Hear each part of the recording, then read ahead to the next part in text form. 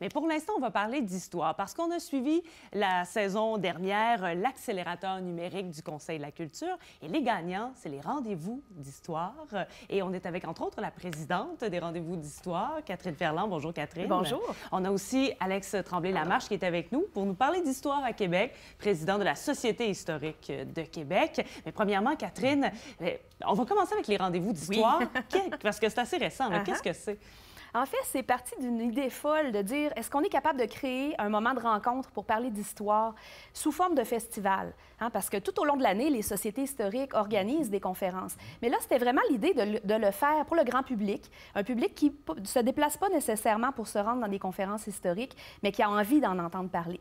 Donc, on a vraiment décidé de créer une sorte de festival comme ça, complètement dédié à l'histoire, au patrimoine, à la culture. Et en même temps, c'est un exercice de vulgarisation. Absolument. Absolument, parce que ce sont des conférences courtes. On n'est pas dans un format d'une heure et demie. Conférences très courtes, de tous les goûts, pour tous les âges. On va dans différentes facettes aussi de l'histoire, pas seulement de la Ville de Québec, mais au sens large de l'histoire du Québec.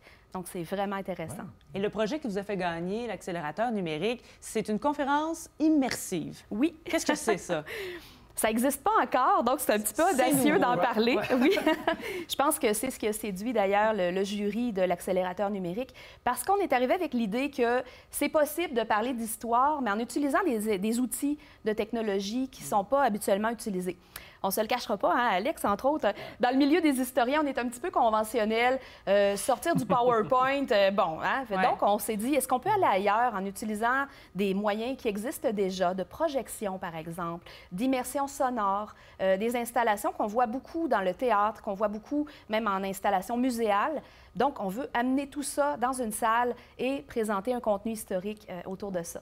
Mais, Alex, est-ce qu'il y a une volonté dans le monde des historiens, des historiennes, de vouloir justement sortir de la conférence traditionnelle?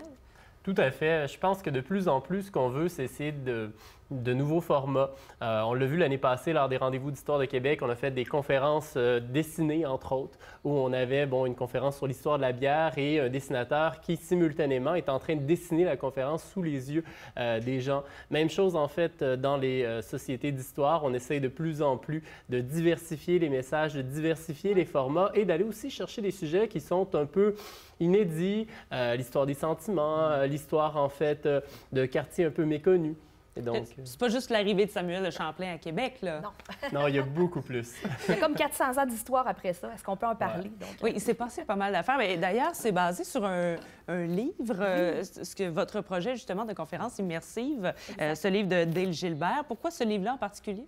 Ce livre-là, parce que c'est Dale Gilbert. Ça a l'air drôle à dire. C'est un historien de la nouvelle génération qui est très, très à l'aise aussi. Et ça m'a tenté de parler d'histoire de Québec, mais à travers un quartier, donc le quartier Saint-Sauveur.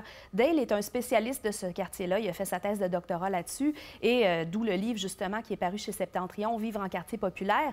Et on s'est dit, bien, si on part avec un contenu solide, un historien qui n'a pas peur de la scène, qui n'a pas peur de s'adresser aux gens, qui est extrêmement à l'aise, il ne sera pas intimidé justement par l'appareillage technologique qu'on va venir ajouter. Donc, c'était important de travailler avec quelqu'un qui soit déjà extrêmement fonctionnel, disons-le comme ça. D'où le choix justement de travailler avec Dale Gilbert. Bien, là, je pense qu'on a des gens de la jeune génération. Vous avez 23, 24 ans? Oui, 23.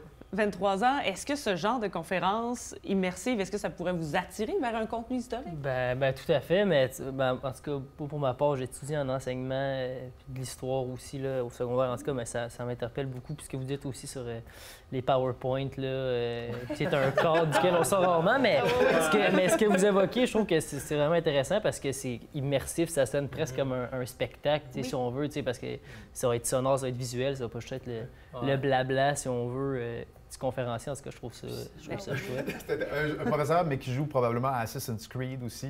Donc, tout le volet virtuel. Moi, je suis pas trop gamer, mais je peux comprendre d'où tu tires ta référence. Alex, est-ce que vous voulez attirer un jeune public aussi avec des conférences un peu plus innovatrices? Tout à fait. Et c'est le but, c'est de développer un volet jeunesse et d'aller chercher des gens qui, normalement, ne viendraient pas à ces activités-là, alors qu'ils ont énormément d'intérêt. Et c'est pour ça, notamment, qu'on veut faire une espèce de meurtre et mystère, une espèce de simulation historique et de proposer aux gens de vivre la Conférence de Québec. La Conférence de Québec, c'est le moment où c'est décidé le débarquement de Normandie. Et lors des rendez-vous d'histoire de Québec, on va proposer aux gens d'interpréter peut-être Churchill, Roosevelt, ou d'interpréter, en fait, les grands décideurs et de décider ensemble du débarquement de Normandie. Et donc, plutôt que ça soit passif puis que, bon, on vous parle de la chose, eh bien, vous allez la vivre et la faire vous-même. Et donc, c'est vraiment l'idée de changer, en fait, le rapport qu'on a à l'histoire pour que ça soit beaucoup plus immersif. Mais c'est pas tout de suite les rendez-vous d'histoire, mais là, ça nous donne envie de participer. C'est au mois d'août, donc on aura la chance peut-être d'en reparler, mais surtout, on vous souhaite une bonne préparation et bravo d'avoir remporté d'ailleurs l'accélérateur numérique. Bien, on a hâte et en attendant, bien, tiens, on pourrait lire le livre justement de Dale Gilbert pour connaître cette histoire. Merci beaucoup.